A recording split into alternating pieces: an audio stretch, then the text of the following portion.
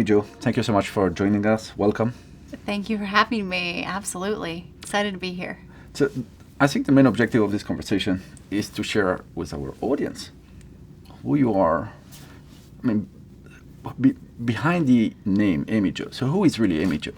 Who is Amy Jo? Great question. I do consider myself a renegade. So then the question is, what's a renegade, Yes. right? So a renegade is all about positive disruption, not destruction. It kind of thrives in that area of getting comfortable with being uncomfortable. So I kind of crave it in a weird way. And just willing to kind of look at the unknown and see where we can go with it. So I really enjoy helping other people do difficult things and kind of getting down those black mountains of life. Good.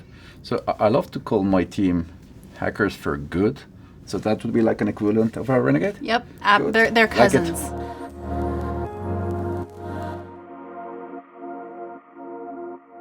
Probably some of our members listening to us have not noticed that, but you don't like to talk about social media.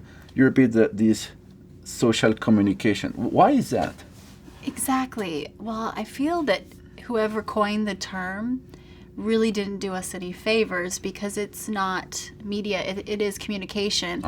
More like the telephone, Okay. less like the TV. Okay. So it is a dialogue, not a monologue. And when we start to view it that way, this is not advertising. It becomes such a powerful tool in connecting. And that connection converts. It always does. With advertising, we have impressions, and sometimes they convert eventually. But connection always does, and so it's really just communication. And so it becomes a very powerful tool when we use it that way. So you're not passive. This is human with human. This is a relational conversation. Yeah. Absolutely.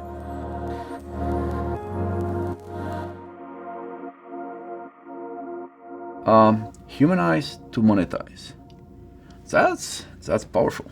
Humanize to monetize, yes. And that's, I mean, when you think about it, humans connect with humans, not logos, right? We connect with each other. And so it's so important to really have that human element present for true connection, right? Versus a transaction.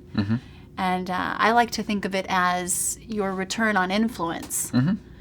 And what impact that can make, for an individual. And so, the human side of things is often where people get uncomfortable. Yeah. Because it means you really have to show up and share why you're doing what you're doing and who you are versus what you're doing. No, you sign a demanding contract. It's like being exposed, being nicked out there to the world, which is not easy. Yeah. Right. So there is a funny, probably analogy here. So now films are becoming really brands, and celebrities are not celebrities. So human beings, people. That's the idea. Exactly. I mean, now, a like from a high-profile person, a celebrity or whoever, is kind of like an old school version of an autograph. It's that touch point of connection, and that's so much more scalable than an in-person appearance per se. But where I really believe the magic is kind of what you mentioned earlier in terms of like Pokemon Go, is bridging that virtual world with the physical world. Yep. Like we did on the street corner with Random Acts of Shackness, right? And so that's when you really are starting to double down on the, what do we call it yesterday, phygital? Yeah. Physical and digital. Yeah. I love that. Yeah, it's and merging. virtual, physical Yeah. and virtual.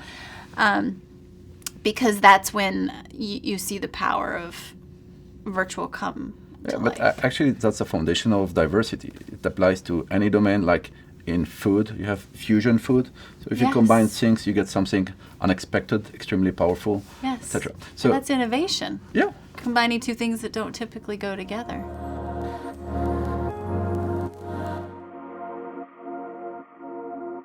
So social communication.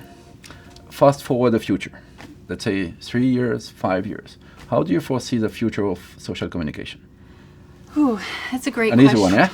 You know, and it's one of those ones. It's only been around for double that amount of time. So I really see that we have a situation where we as consumers, as humans, our citizens, are equally fatigued and addicted. Okay. And so that is a strong cocktail for drama, right? Those two things. And so we're in a very pivotal point where, you know, these platforms are adjusting their algorithms to really to the impact of our psychology in a big way. And I would say, you know, with social communication, it's not good or bad or right or wrong. It's what we choose to do with it. And in terms of the future, you know, I think we'll continue to see some more consolidation. We saw a huge round of acquisitions to where there are only a few big ones right now. Yeah. So more convergence? Potentially, yes. And now that they're all public, their economic models are driving the motivation. And what I'm most interested in is, can we still have true connection in this connected world, but we know that people are feeling disconnected? So how do we do that is the big question. And I have been very curious about the role social media and serotonin play together in that relationship. And so my hope for the future is that we are able to really spread and scale serotonin, that feel good. You do something nice for me, you get a hit of serotonin, so do I as the recipient, but so does anyone who witnesses that act, even if they weren't involved. Digital karma? Digital karma, yes. Kindness, currency. I need some of that, yeah. That's cool. We all do.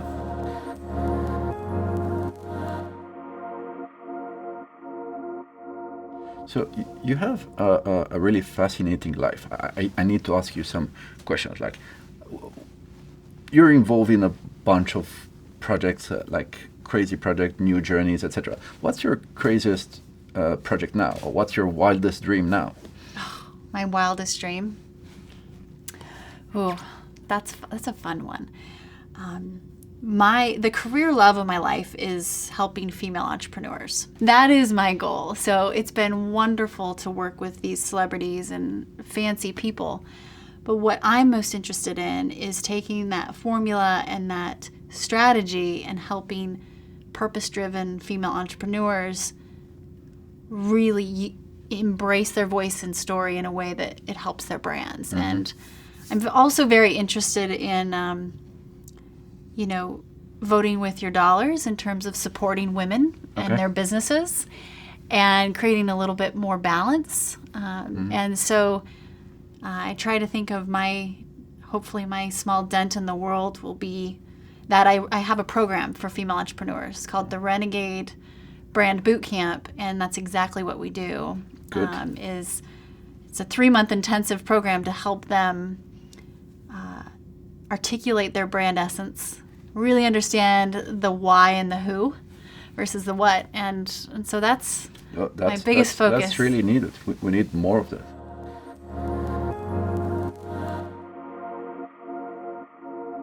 You can change anything you want on planet Earth, the moon, Mars, whatever you want, Jupiter, anything you want, but just one thing. What would you change?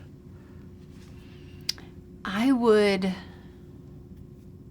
would use my wand and instantly create a scenario where everyone is living where their passion, purpose, and skill collide. They're living in that intersection, because I believe that's what the world needs, is for us to be living in that zone of genius to solve some of these problems. Whoa, full stop. I was concerned you would say change the interviewer. So I'm happy now. Good. Thank you so much. It has been a real pleasure, a privilege for all of us. Likewise. Yeah, let's meet soon again. Yes. Have updated visions, experiences, celebrities, rocks, humans, whatever. Yeah, Thank you so much. Thank you. This has been an amazing experience all around. So, and great conversation.